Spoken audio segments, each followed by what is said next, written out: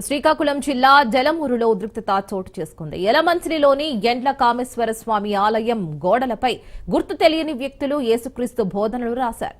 2 దేవాలయాల్లో పోలీసులు చెరపగా మిగతా దేవాలయాల దగ్గరకు వెళ్లిన పోలీసులను స్థానికులు అడ్డుకున్నారు.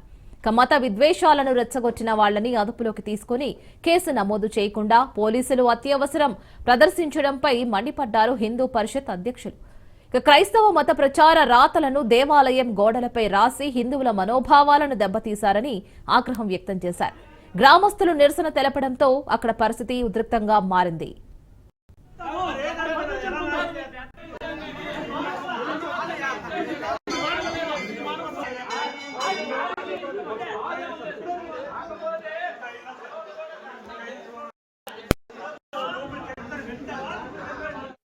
దేశం మొత్తం మీద ఆంధ్రప్రదేశ్ లో ఎక్కడ చూసినా జరుగుతూనే ఉన్నాయి. మన చుట్టుపక్కల జరిగినా కూడా దాని పత్రికలకు కానీ లేకపోతే దాన్ని చర్చించడం కానీ ఈ వేదిక తీసుకురావడం అనేది జరగటం లేదు.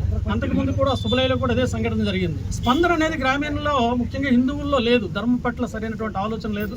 మన ధర్మాన్ని కాపాడుకోవాలి, దేశాన్ని కాపాడుకోవాల్సిన బాధ్యత స్థానికుల పట్ల ఉంది.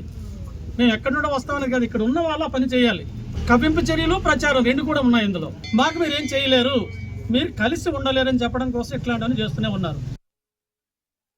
ఒక దేవాలయం మీద వాళ్ళు పెట్టారంటే లేబుల్స్ హిందూ మనోభావాలు ఎంత దెబ్బతీయడం కోసమని వాళ్ళు గోతులు తీస్తున్నారో ఇది చాలా దురదృష్టకరము. దీన్ని తీవ్రంగా ఖండించే బాధ్యత అందరికీ ఉన్నది. ఏ భయభక్తులు లేకన్నా ఒక దేవాలయం అంటే వాళ్ళు ఏమి చేస్తారా, వాళ్ళు ఏమి చేయగలరా అని ఒక ధైర్యంతో వాళ్ళు చేస్తున్నారు. ఇది యావత్ హిందూ సమాజానికి ఇబ్బందిదాయకం, చాలా బాధాకరం. తక్షణమే అధికారులు దీన్ని స్పందించి కఠోర నిర్ణయాలు తీసుకొని వాళ్ళని తక్షణమే వీధిలో తెచ్చి యావత్ మంది ప్రమేయంలో వాళ్ళని ఏమైనా చెయ్యకపోతే హిందూ సమాజం ఖండిస్తుంది.